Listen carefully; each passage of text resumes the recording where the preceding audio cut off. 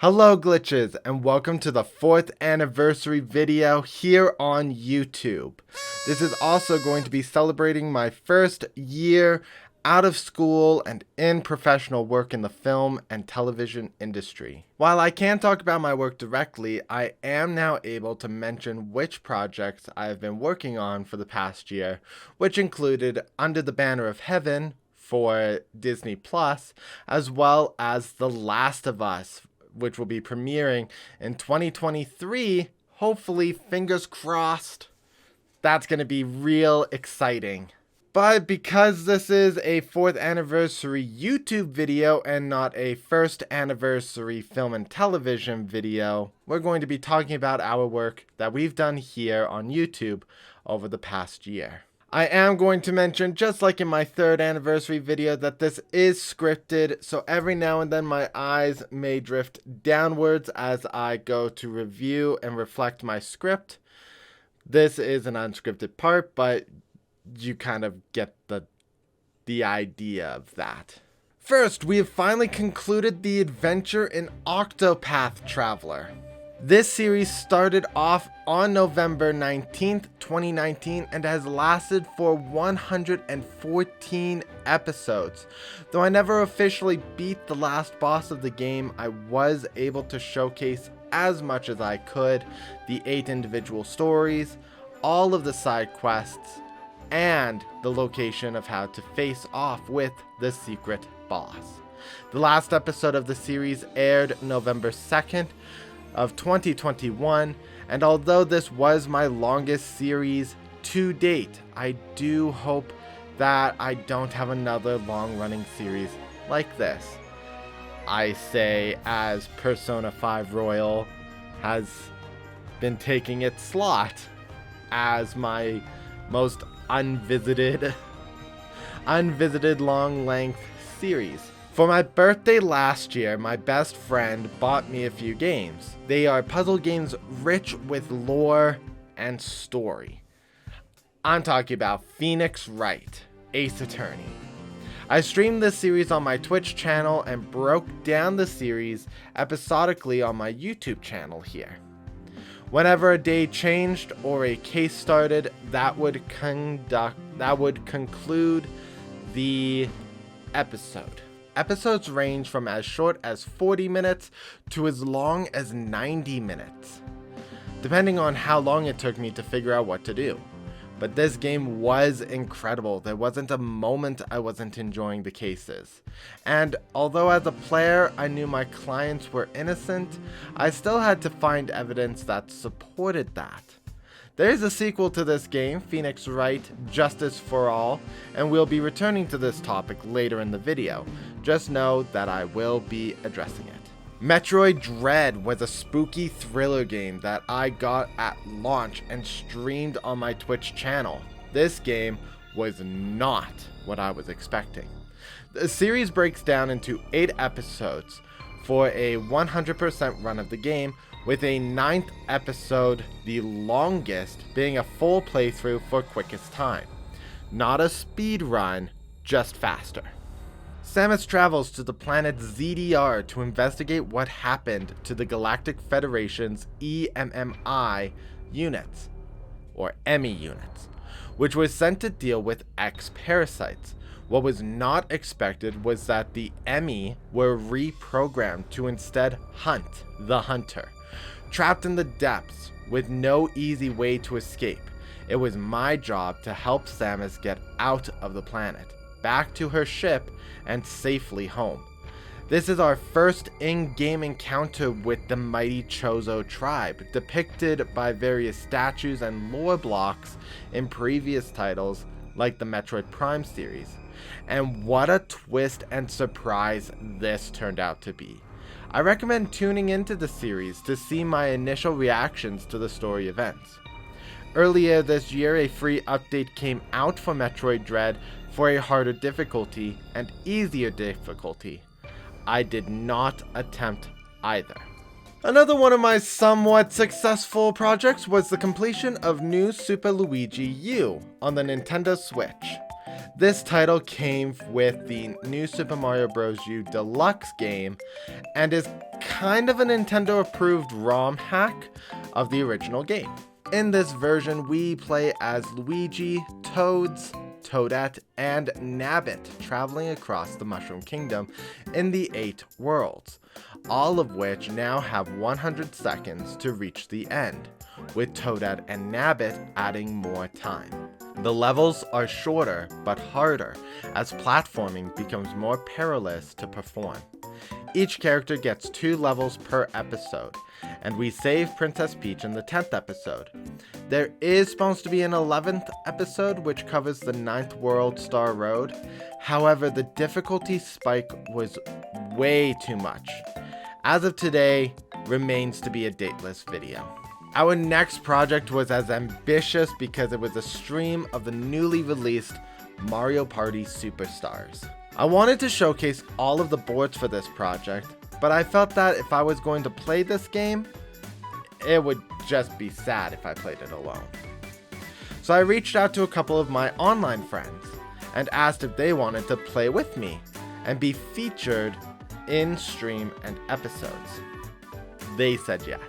Not every board has a unique cast of friends, but I would like to give them all a quick shout out and thank you once again for participating in this series.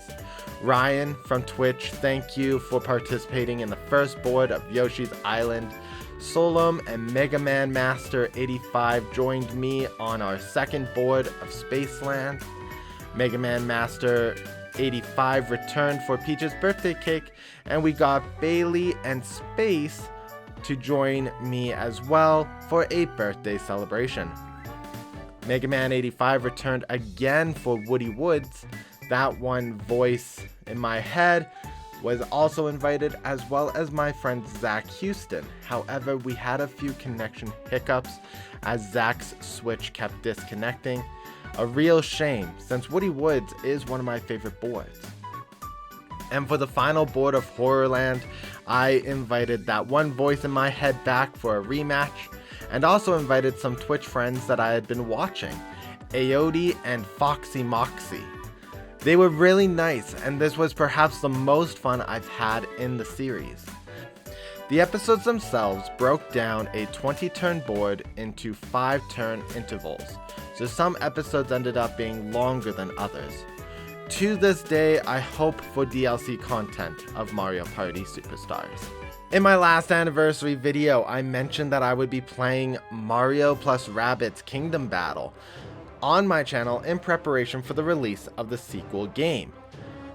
While the sequel has not been launched yet, I did complete the original and the DLC adventure, Donkey Kong Adventure.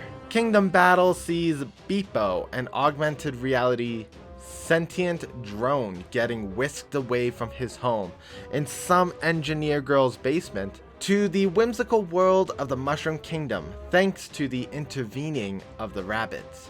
There, the drone meets up with Mario, who in turn teams up with 2 Rabbids that had been merged with elements of Princess Peach and Luigi, henceforth known as Rabbid Peach and Rabbid Luigi, as we run around to save the Mushroom Kingdom from imminent destruction. Along the way, we get new allies in the form of Luigi, who excels in long-range sniping and speeds. Rabbid Mario, who helps with massive destruction and close-range combat. Princess Peach acts as a secondary healer with a shotgun. Rabbid Yoshi wields a Gatling gun for the ability to hit a single target for massive damage. And finally, Yoshi, whose ground pound attacks deal incredible damage to the environment and enemies. The goal was to complete as much of the game to 100%, and while I was unable to complete the ultimate challenges around Princess Peach's castle, I was able to, for the first time in my own files, complete the challenges of the 4 worlds. This is important because challenges give you power orbs, which are used to give you abilities and enhance stats, which can be used to complete more challenges to get more power orbs. In the end, we defeated the Mega Bug, saved the Mushroom Kingdom, and restored peace. But the game didn't end there. Following the completion of Mario plus Rabbids Kingdom Battle, we jumped right into the DLC story, Donkey Kong Adventure. Rabbid Peach, in her efforts to charge her phone, activated the unstable washing machine and was whisked away with some rabbits, including Rabbid Kong, to a new dimension. It is here that we encountered Donkey Kong and Rabbid Cranky, our only two party members in this adventure. That isn't a problem since the length of this adventure is a lot shorter. While still having 4 worlds, the length of the worlds featured less combat, having only 1 battle per chapter, and ranging between 4 and 6 chapters per world. Once we finished defeating Rabbid Kong, the main antagonist of this adventure, we dealt with the challenges on Banana Lagoon, another set that I had not completed on my personal playthroughs. LEGO Jurassic World is a series that I did not plan from the previous anniversary video, but I decided to do it so that I could enjoy the Jurassic series. In June, Jurassic World Dominion hit theaters, and this series was kind of in preparation for that. As a LEGO game, it was to be expected that there may be a few glitches along the way, gold bricks that were deleted in the overworld, so sadly, I was not expecting to complete this title to 100%, though I did want to try to show as much as I could. Over on YouTube, the episodes start off being broken down by the level, which allowed me to showcase the story progression of the game rather smoothly. Then I broke down the streams into 5 equal length videos to showcase the overworld exploration. Once that was complete, I got as many gold bricks as I could, showcased the free play mode, and collected as many mini kits and amber pieces as I could. In the end, I'm unable to get 5 gold bricks in the game, whether it was from the petting zoo area of Jurassic World or someplace else. Either way, I do consider the game complete because I ended up showcasing the core elements of the game. To fully complete the game to 100%, you have to find and buy all the characters around the worlds, buy all the red bricks, buy all the vehicles, and complete all the photography, sick dinosaur, worker in danger, and race quests around the park. While not a daunting task, those are the requirements. Kirby and the Forgotten Land was another project that had no plans of being broadcasted, but once the game launched in March 2022, I knew I had to share my blind experience. What started as a cute jaunt and a blind playthrough turned into a not-so-blind disaster. At this time, I had bought a new laptop to serve as my gaming PC, like Diablo 2, World of Warcraft, or StarCraft. I wanted to restart my main computer, the one I use here for streaming, so that it would operate at a faster capacity. Restarting the system myself didn't really work, and I now had a service that would allow a reset to be done on my tower for free. What I was guaranteed was a 24-hour turnaround that turned into a 5-day wait for my computer to be fixed, which also included a disconnected internal drive somehow. But eventually that all got sorted. In the interim of waiting for my computer, I played a couple of levels with my brother, just up to the point where I was streaming, but curiosity really had me pushing further, and I ended up going beyond what I had seen in stream, and so me streaming the game blind became me streaming the game not so blind. The game has us explore the desolate and destroyed city of a forgotten land as we ran around to save captured Waddle Dees, who ended up in this land, joined by our companion Alphalin, who doesn't really add any gameplay to the adventure. We handle such environments like plains, ocean, theme park, ice, desert, and volcano, a classic collection. After beating the game, we then travel into the isolated isles, which takes each of the levels of the worlds and mashes them together into a longer stage like a jigsaw. We face off against the ultimate life form and save the leader of the beast pack. Overall, the adventure is fun. I do recommend checking out the series when you have a chance. Last year, I played Bowser's Fury on stream. It was a speedrun to try to change up how I was approaching my projects. And I never really did speedrunning before, so I decided to choose a game that I could guarantee complete in a single sitting. I then did a second attempt to try to cut my time down. I ended up cutting down my speedrun time from 2 hours 36 minutes to 2 hours 28 minutes. As a means of adding a bit more content to this series, I decided to do a few more speedrun attempts, none of which have ended up on YouTube yet. In Bowser's Fury, you run around an open world collecting cat shines in order to send Bowser back to the inky depths of this paint world. Each island has 5 shines, 3 require leaving and returning to trigger, 1 requires collecting cat shine chips, and 1 requires Fury Bowser to appear and blast away Fury blocks.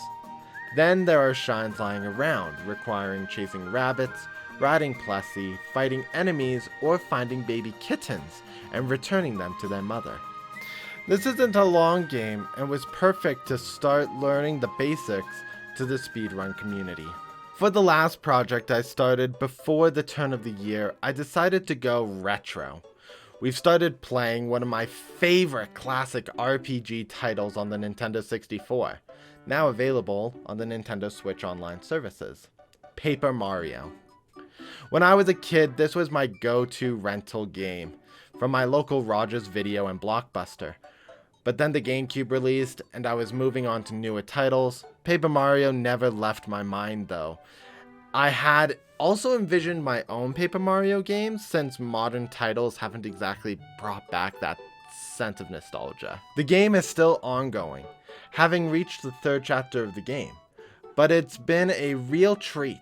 Bowser has kidnapped Princess Peach using a fabled treasure, and it is up to Mario to travel to the corners of the Mushroom Kingdom in order to save the Star Spirits who protect the treasure, gain their power, and go after Bowser.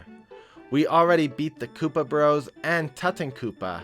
Tune in to see what awaits me next. And those were our projects. We also did play a Pokemon Brilliant Diamond Nuzlocke challenge. Though Nuzlockes were fun and a real interesting change of pace with my Pokemon titles, I don't think I will be attempting any other Nuzlocke challenges. We are also working on Persona 5 Royal, which as a long-running RPG game, is a title that was expected to take a long time to complete. We really got our logos down though. As you can see in our little logo display, either to my right or to my left, wherever post-production me is putting them, you can see that we finally have decided to create these unique looks in every single title we have ever done. The only exception to this is that Mario and Rabbids Donkey Kong Adventure does not utilize a unique logo. A new thing we've added to the channel is new monthly banners that would go up at the start of each month. Those banners, displaying now, each have their own themes, and in case they weren't obvious, I'll be explaining those now. The first banner is January. It's got a winter theme, including a color scheme of blues and whites. The shape of snowflakes and trees decorate this banner. February is the month of love. The theme is based on Valentine's, so a lot of different shades of pinks were used to decorate this banner. Hearts line the top and bottom with various looks from solid to wireframe to Gaussian blur. The luck of St. Patrick's Day is the theme of March, with lots of greens and shiny things. I decided to withdraw on the gold because I really wanted this banner to stick out with the shades of green and swirls of white. April brings with it Easter and lots of eggs. I wanted this banner to be a bit more minimalistic, having a pattern in the background and using pastel colors to decorate the 8 eggs, though I only use 4 patterns. Although the spring equinox occurs in March, I decided to wait for a spring-themed banner until we hit May, with flowers and bushes and even more swirls. This was the first banner that needed a redesign because of the dimensions for YouTube banners being changed. My June banner is one that supports inclusivity as it celebrates Pride Month. I find it important to support the community, since I do have friends and family who are part of the community. This minimalistic design was to show that pride is important. July practically screams summer, and so this is the month that displays that feeling.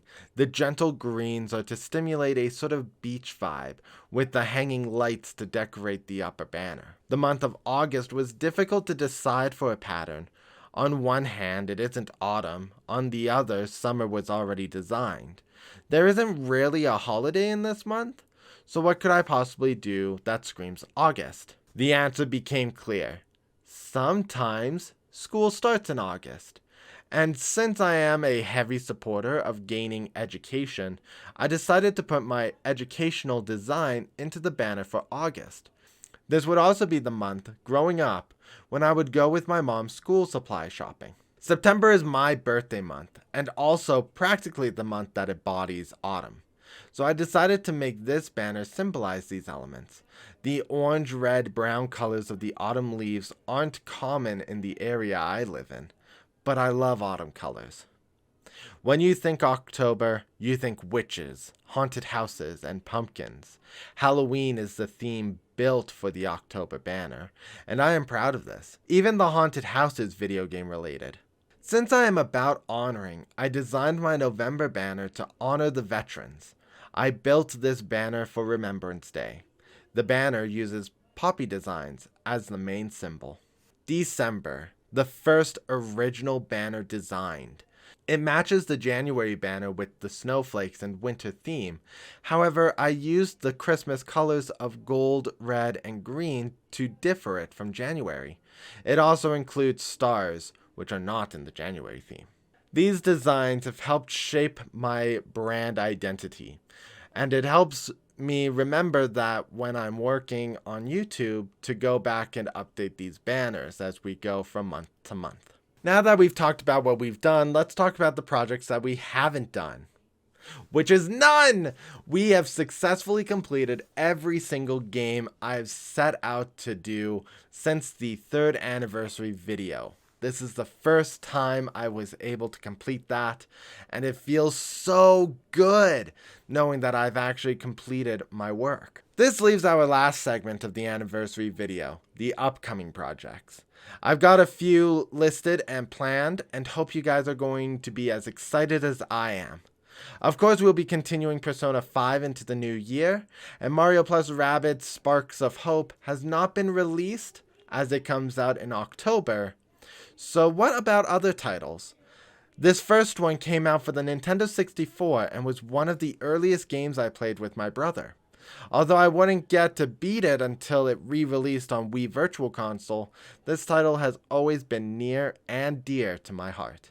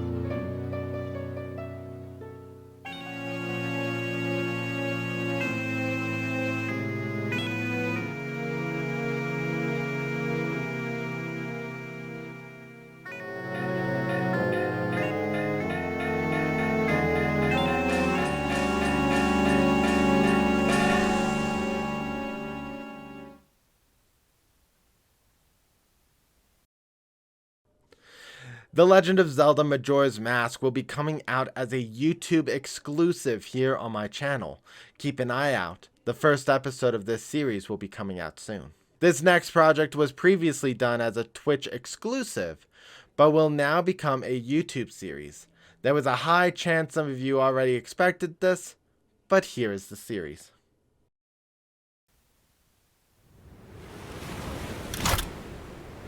Don't let a single one get away!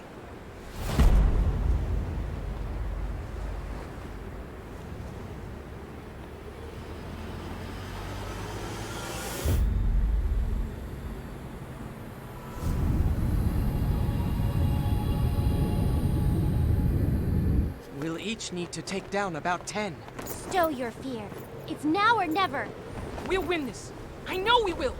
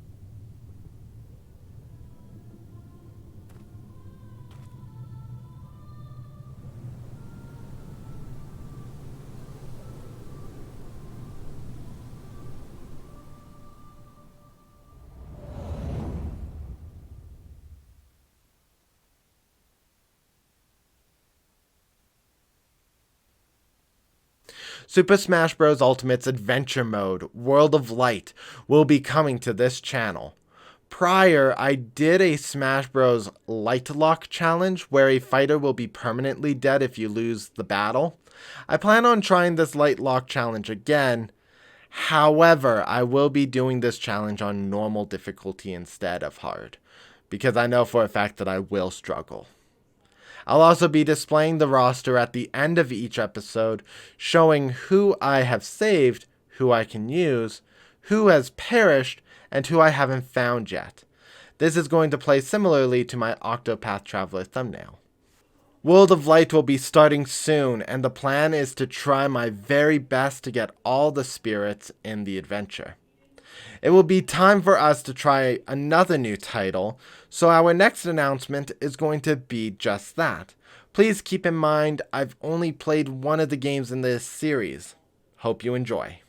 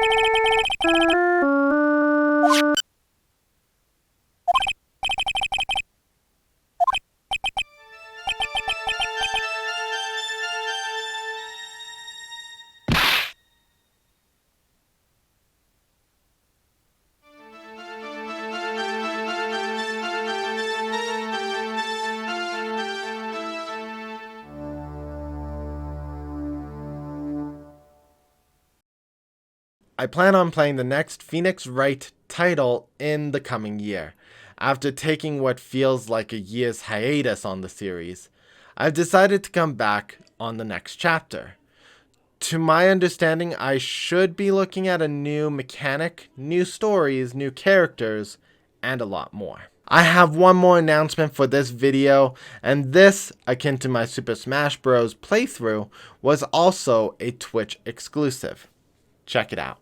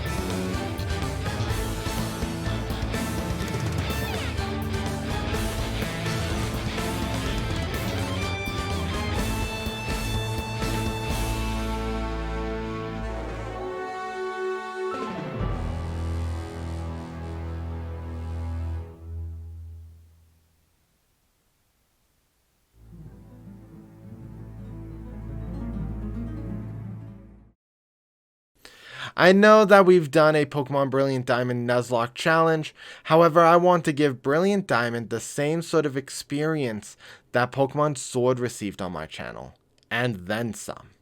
So instead, I'm going to do a Monotype Lock challenge. I'm not going to call quit if my Pokemon die, and they aren't going to be released if they faint. The objective is to try to beat the game with a single type Pokemon team. I'm not going to mention in this video what type I've chosen, but I am going to accept nicknames.